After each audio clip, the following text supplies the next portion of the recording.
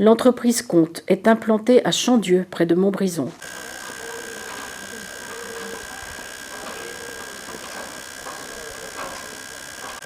À l'initiative du ministère de la Culture, donc on se retrouve ici en partenariat avec la mairie et l'association Courpierre Renaissance, et puis moi je représente donc la société Comte.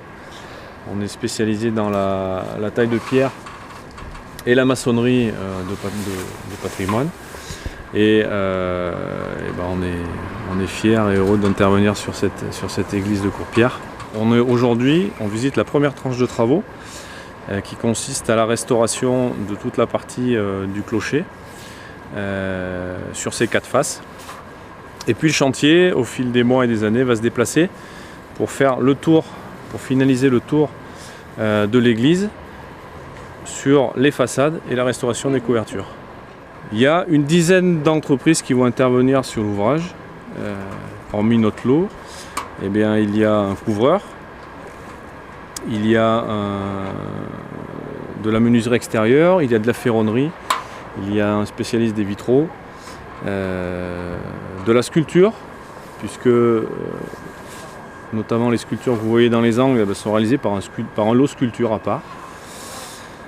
Voilà. Un électricien qui a aussi la restauration de l'horloge, ainsi que la restauration du paratonnerre. Il y a un paratonnerre sur l'ouvrage.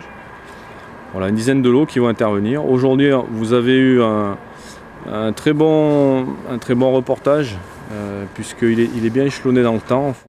Alors ici, vous avez des ouvrages, notamment le campanile qui est en fer brut.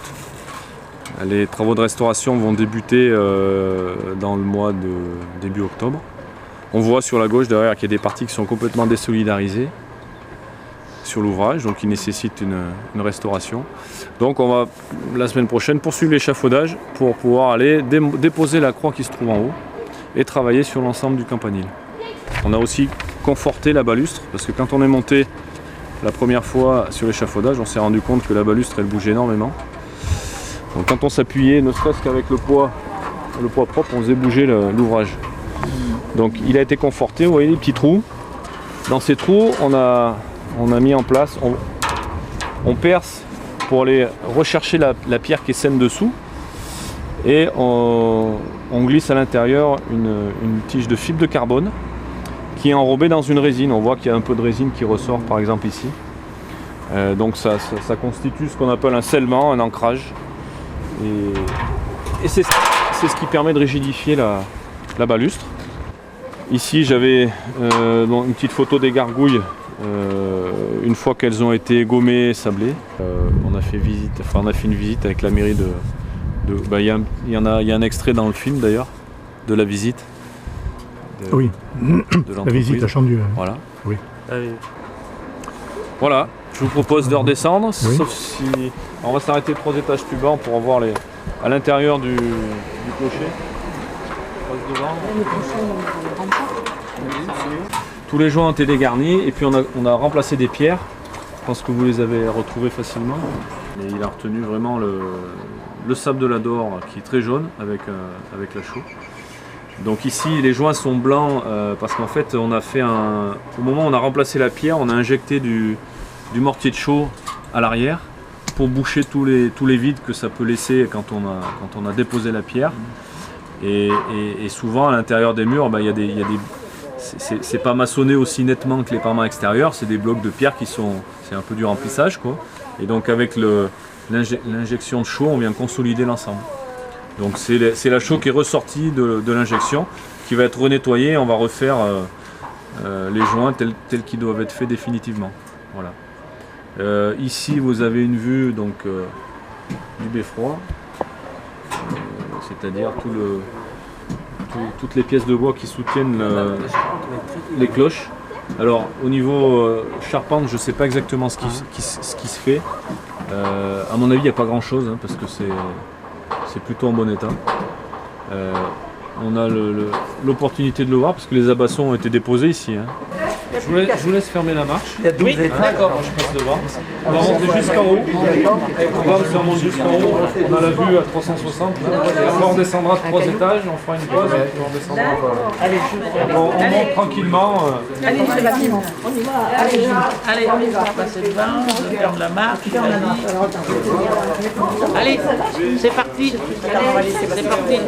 Le sac, il est dans le... Vous avez marqué des pierres quand les échafaudages ont été installés, Oui. mais donc vous avez fait votre devis avant. Vous ne saviez pas combien il y aurait de pierres à travailler et à modifier. Alors il y a une estimation, une préestimation qui est faite sur les ouvrages à reprendre.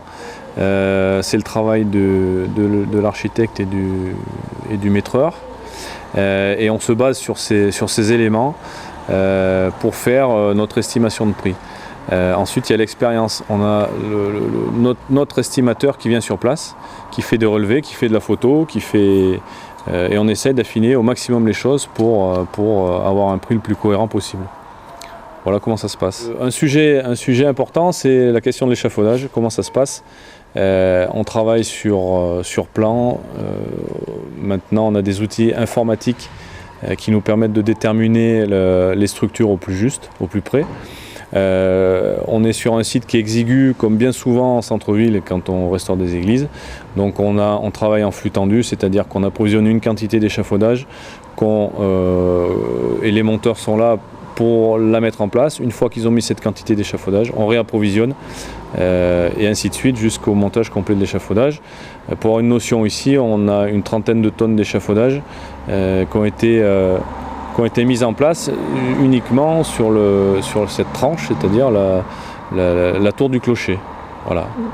Donc ils vont rester jusqu'à la fin de cette tranche, ils vont servir à tous les corps de métier. Donc qui vont rester, qui sont mis à disposition, qui sont réceptionnés, et puis on autorise de ce fait, une fois que la réception est faite, les autres entreprises à intervenir sur cet échafaudage. Alors moi j'ai remarqué là-haut que vous nous avez dit que vous avez votre devis qui est fait pour l'ensemble du chantier, c'est-à-dire sur les 3 tranches. Oui. Oui, donc on va continuer à pousser pour que ça avance. J'ai vu d'ailleurs sur votre site, je ne savais pas que Compierre Renaissance était finalement un donateur. J'ai découvert en allant sur le site cette semaine là. C'est pas nous personnellement, oui, on a mobilisé les troupes, voilà. la population.